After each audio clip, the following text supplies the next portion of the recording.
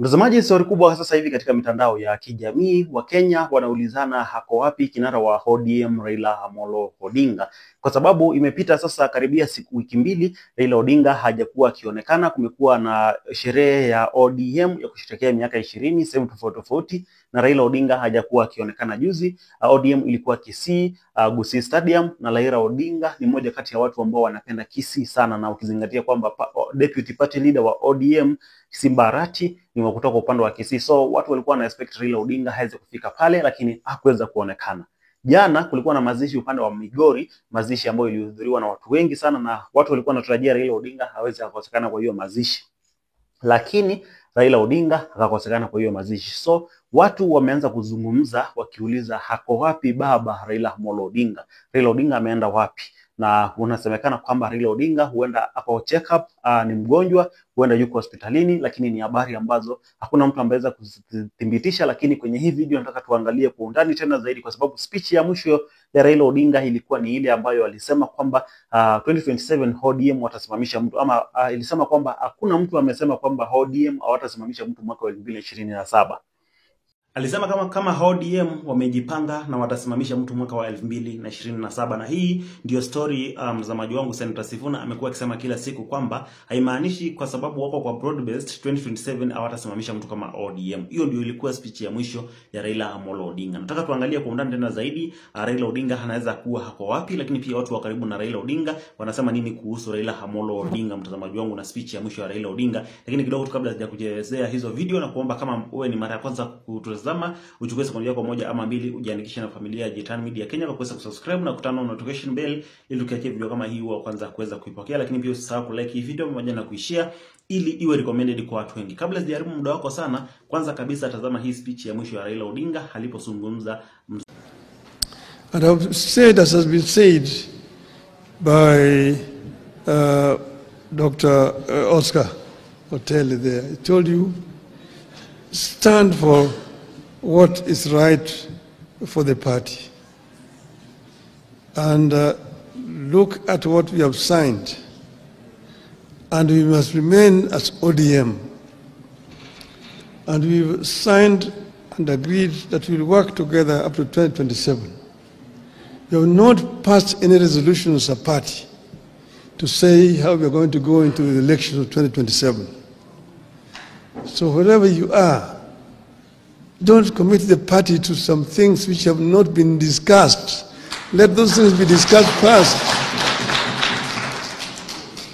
We are ODM. Who's told you that ODM will not have a candidate in 2027? Who has told you? So first, think as ODM. We have a clear plan that we have negotiated and we've agreed on, and let us continue to implement that plan. Other decisions we'll take when the time comes. Finally, first, I want to thank Mbadi for bringing out some of the issues. Like he talked about selling some assets.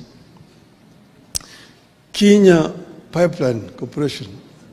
The pipeline is underground from Mombasa through here. Even if you sell it, where is somebody taking it to? It remains very much an asset of Kia. It is just there on the ground. So somebody want to buy it, buy it. That is what Margaret Thatcher told Britons when the Arabs were coming with petrodollars to buy historical buildings in the UK. She said, even if they buy Buckingham Palace, where are they going to take it? It remains here. Your asset. It's an idle asset. Sell it so that you get money instead of going to borrow. Make money to invest instead of going to borrow here. I want to sell the shares of Safaricom. Why not? Why don't you sell the shares of Safaricom? It just remains here in the country. This is what my friend, the Indian Prime Minister, Mr. Narendra Modi, has done in India. When he invited me to go to Gujarat as chief minister then, I went as a chief guest in what is called the Vibrant Gujarat. And there were many people who had been invited from outside India. And I was in a panel discussion with some of the Indian conglomerates, the Tata, Ratan Tata, the Adani groups, and all this together. And we saw how many deals were being signed, people coming to invest in Gujarat. State of Gujarat is one of the states of India. The economy of Gujarat was growing at the rate of 13% per annum, compared to 5-6% of other states. Gujarat, you know, the population of Gujarat is 60 million people. Hakizungumzia na kusema kwamba 2027 hajasema kwamba hatasimamisha mtu kama ODM kuwania kiti cha urais hapa nchini Kenya.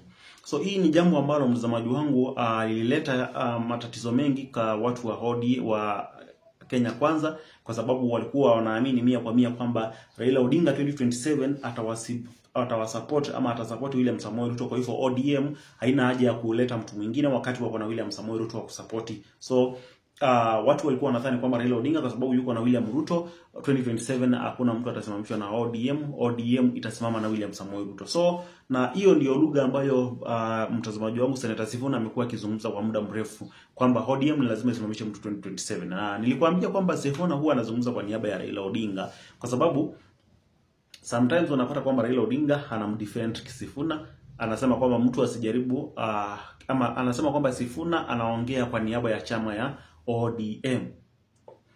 Na upande mwingine Sifuna yeye anasema kwamba 2027 hawata support William Ruto, watasimamisha mtu wao kama ODM. So kumekuwa na tofauti kati ya serikali ya William Ruto na Raila Odinga.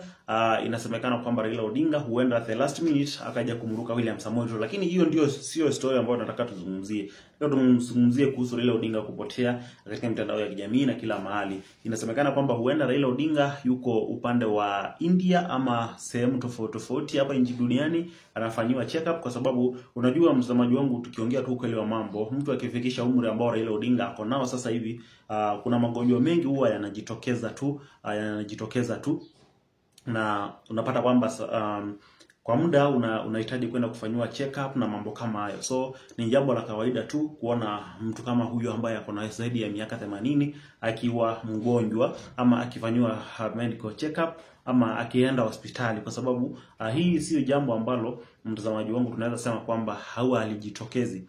Ni jambo ambalo huwa linajitokeza kwa sana kwa watu ambao wako na umri ambao Raila Odinga ako nao sasa hivi. So nimeona watu wengi wanasema kwamba Raila Odinga huenda ikawa yuko katika hali ambayo ni ya ugonjwa sana, ukiona kwamba amekuwa akitokeza kwa hii sherehe za ODM, lakini tunamwombea Raila Odinga aweze kupona hata iwezekanavyo na aweze kurudi kwa hali yake ya kawaida, kwa sababu kuna following kubwa, kuna mashabiki wengi na wanamuombea aweze kurudi aendelee kuzungumza nao. Mbona muombea ni wewe nisikie mwenyewe kwa comment section, na usile bali tarejea na mengi zaidi. Kwa sasa